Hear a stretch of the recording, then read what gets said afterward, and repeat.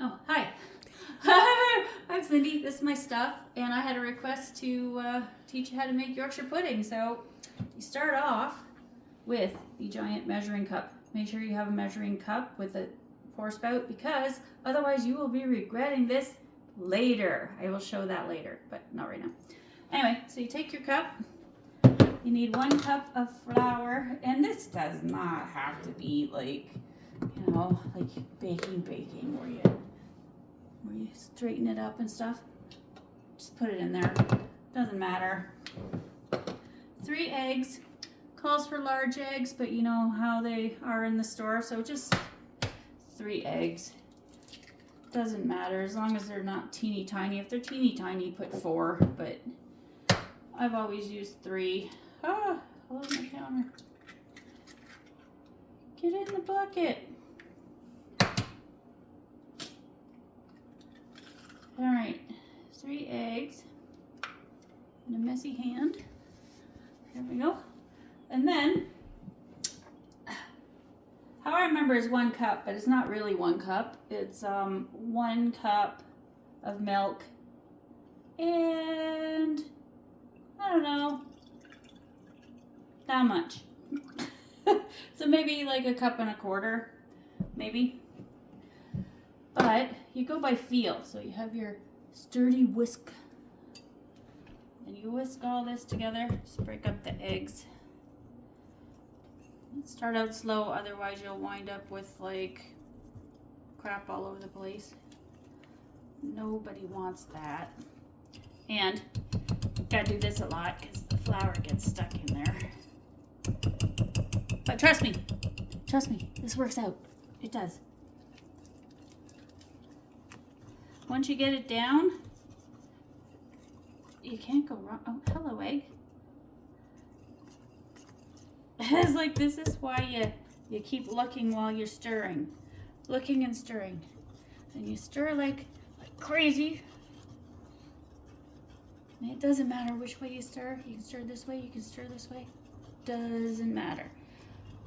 All right, now I always do one of these too, because see how all that flour is stuck right in there? I have the whisking capability. This whisk is actually pretty good for getting stuff out of the corners. But you can take a spatula, get it out of the corners. Just make sure that none of that flour... You missed a spot. See? Yeah. Just make sure that none of that flour is sitting in the bottom of your bin. And keep stirring. This is the hardest part. Like, seriously, this is the absolute hardest part. And am I sweating? No, don't think so. All right, give her another look at the bottom. Looks pretty good. There's 1 spot right there, but that's okay. See? And you just whisk it out. Gondola.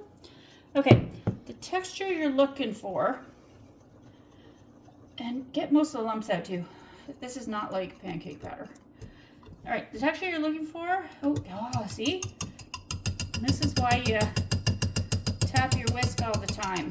So, see, this is all just like dried up flour that's stuck in there. So, whisk that in. Whisk. All right, make sure you got all that other. But the texture you're looking for is thin, like crepe batter. Like thin, except for that lump, which I'm gonna stir out right now. But if there's a lump or two, it's okay. It doesn't matter. But yes, like crepe batter consistency. It's gotta be very thin. And there's the old controversy. Do you put this in the fridge? Or do you leave it on your counter? Should everything be cold? Should everything be warm? Well, I leave this on the counter till I'm ready to cook it. So if I make it at noon and I'm not eating till 7, it stays on the counter for 7 hours. I just put some saran wrap over it, which I didn't bring, but I will put saran wrap over this. I will leave my whisk in there, put saran wrap over it, and leave it till we're ready to go. And the second part of the Yorkshire pudding is the oil in the pan part. So follow me, Liz. We're gonna go over here. Look, we're taking a trip. Across the kitchen. So this is my Yorkshire pan. I actually had to buy a new one because my old one got pretty gross.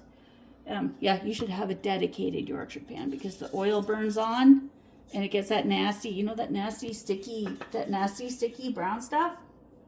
You can leave that on there for Yorkshire, it doesn't matter. So this is a fairly new pan, but always, always, always put it on a tray because you know the day you don't is the day that oil is going to go all over the inside of your oven. But all I have is canola oil. You can use, which way am I going? Oh, sorry. That's for the French people. It's for the English people. All right, canola oil. You can use vegetable oil. You can use the drippings from your roast if you want to. I never do because I can't wait that long. But all you have to do, it doesn't take a lot. You just have to cover the very bottom of each one of these, and it doesn't matter if it gets up there. It's fine. This is your Yorkshire pan. So I'm just gonna fill these. It takes like a teaspoon, I guess, maybe. I don't know. Whatever covers the bottom of your pan. All good. And like I say, it doesn't need to be neat or anything. Just do it. All right. And then you can also leave this on your counter till you're ready to cook your Yorkshires. And then I'll show you what to do because the next part is the super important part. So part 2 coming up. Thanks for watching.